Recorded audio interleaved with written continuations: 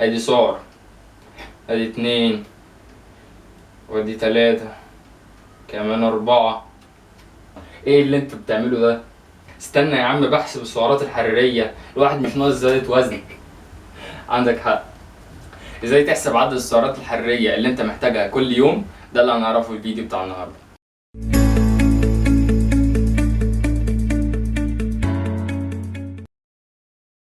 السلام عليكم، معاكم حازم طارق من مصر الكلينيك، المكان اللي بنعرف فيه معلومات عن صحتنا وغذائنا من خلال معلومات في العلاج الطبيعي والتغذيه. فلو انت جديد ما تنساش تشترك في القناه واضغط على علامه الجرس من هنا عشان يوصلك اشعار بكل فيديوهاتنا الجايه. في البدايه عايز اقول ان في حاجه مهمه جدا هنبه عليها في اخر الفيديو، فتابعونا للاخر. قبل ما نبدا نعرف ازاي نحسب عدد السعرات الحراريه، خلينا نعرف الاول يعني ايه سعر حراري او الكالوري.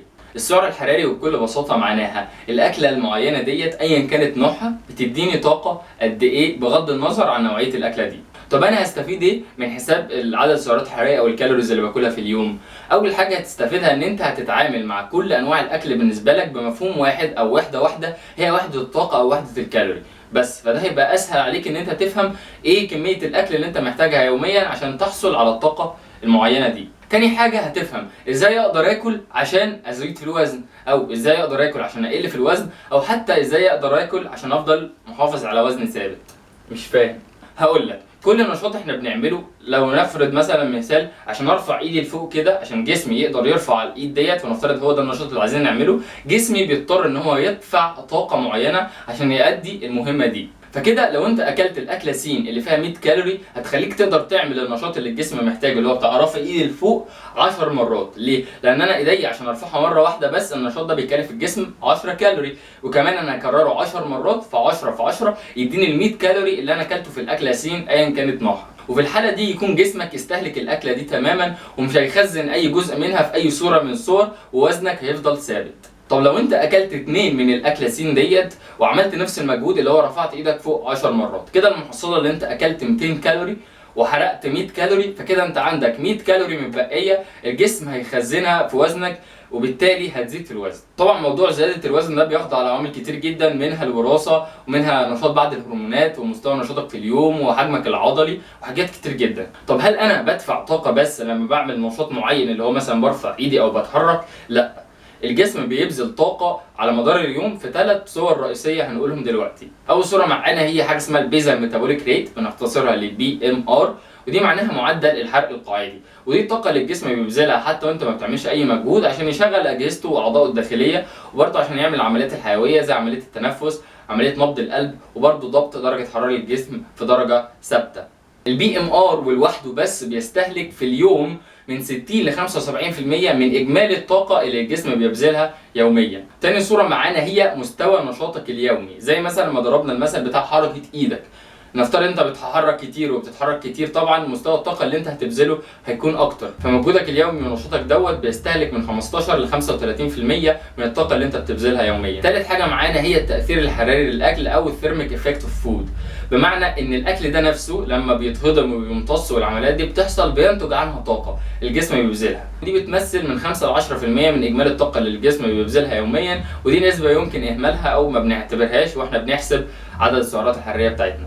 عدد السعرات الحراريه اللي انت محتاجها يوميا بيساوي اجمالي الثلاث نقط اللي احنا قلناها، البي ام ار زائد مستوى النشاط بتاعك يوميا زائد الطاقه الحراريه اللي قلنا ايه يمكن اهمالها. طيب ازاي احسب البي ام ار؟ عشان تحسب البي ام ار في طرق كتير جدا للموضوع دوت، لكن انا حاولت الاقي اكتر معادله واقعيه شويه او دقيقه ممكن نشتغل عليها. للرجال هتجيب وزن جسمك وتضربه في 1 في 24 اللي هو عدد ساعات في اليوم، الرقم اللي هيطلع هو ده البي ام ار بتاعك. بالنسبه للستات هتجيبي وزنك بالكيلوجرام وتضربيه في 9 من 10 برضه في 24 وهي عدد ساعات في اليوم، الرقم اللي هيطلع هو ده هيبقى البي ام ار بتاعك. تاني حاجه ازاي تحسب مستوى نشاطك في اليوم؟ طبعا دوت بيختلف على حسب درجه نشاطك المختلفه، فالجدول اللي قدامنا دلوقتي دوت بيوضح مستويات النشاط المختلفة وكل نشاط نفسه بتحسبه ازاي. فمثلا لو نشاطك قليل جدا قاعد طول اليوم بتشتغل على الكمبيوتر مثلا، لو انت راجل هيبقى مستوى النشاط بتاعك دوت من 24% ل 40% من البي ام ار بتاعك،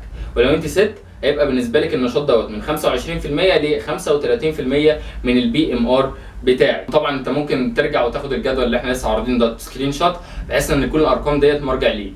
فمجموع البي ام ار اللي احنا حسبناه والمجهود او مستوى النشاط اللي انت عملته يوميا، الاتنين على بعض بيديك عدد السعرات الحراريه اللي انت محتاج تحرقها يوميا عشان تفضل محافظ على وزن جسمك تماما، لا تزيد ولا تقل.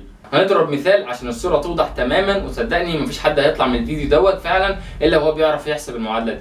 المثال بتاعنا هو طالب وزنه 70 كيلو جرام، نشاطه اليومي محدود، على انه بيمشي لحد الجامعه بتاعته يوميا.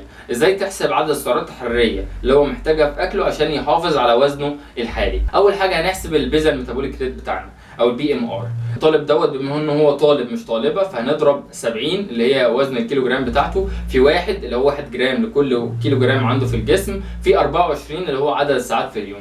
يطلع لي الناتج 1680 كالوري، وده البي ام ار بتاع الشخص دوت. تاني حاجه النشاط اليومي بتاعه. لو رجعت للجدول هتلاقي ان الشخص دوت مجرد ما بيمشي بس يوميا، فهتشوف الرقم اللي بينطبق عليه موجود في الجدول، فلقينا ان هو بيبذل من 50 ل 70% من البي ام ار بتاعته. هتجيب الرقم بتاع البي ام ار اللي احنا لسه جايبينه فوق وتضربه مره في 50% وبعدين تضربه مره في 70%، فيطلع الناتج كام؟ من 840 لحد 1176. الخطوه الثالثه والاخيره ان احنا بنجمع البي ام ار مره على الحد الادنى اللي هي 840 ومره على الحد الاقصى من النشاط اللي هو 1176. هيطلع ان الطالب ده عشان يحافظ على وزن جسمه من غير ما يزيد ولا يقل في الوزن هيحتاج سعرات حراريه من 2520 كالوري لحد 2856 كالوري. فلو هو اكل سعرات حراريه اقل من 2520 كالوري اللي هو الحد الادنى، لو كان اقل منه هيبدا يخس في الوزن ويقل في الوزن. ولو هو اكل سعرات اكتر من 2856 سعره حراريه اللي هو الحد الاقصى، بعد كده لو كان سعرات اكتر هيبدا يزيد في الوزن. فانت تقدر تطبق المعادله ديت على نفسك عشان تحسب عدد السعرات الحراريه اللي انت محتاجها يوميا حسب الهدف بتاعك.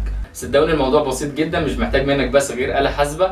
فبرضه لو في حد عنده اي استفسار بما يخص الموضوع دوت سيبولي تحت في الكومنتات وانا ان شاء الله هرد عليك. نوصل للنقطه المهمه اللي قلت هقول عليها في اخر الفيديو.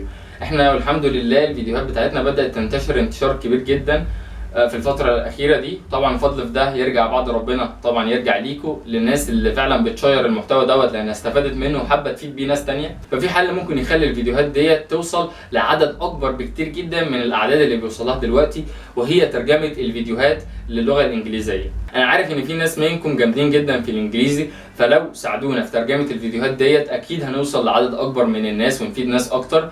غير كده إن شاء الله هيكون لهم تكريم خاص عندنا هنا على القناة. والموضوع بسيط جدا، هسيب رابط تحت في الديسكريبشن، الرابط دوت هتدوس عليه هيوديك للفيديوهات الغير مترجمه بتاعتنا على القناه. هتختار اي فيديو منهم اللي يعجبك وتبدا تترجم الفيديو دوت بكل بساطه، وبعد ترجمه الفيديو هتبعت لي في رساله على صفحتنا في الفيسبوك اللي هسيب اللينكات بتاعتها تحت في الديسكريبشن باسم الفيديو اللي انت ترجمته. اسمك هيظهر على القناه في الفيديو اللي بعده كنوع من التقدير على المجهود اللي انت بذلته، طبعا هيبقى شكرا ليك جدا. بس كده اتمنى ان فيديو النهارده يكون اضاف لك معلومات جديده في حياتك، واشوفكم في فيديو جديد ان شاء الله.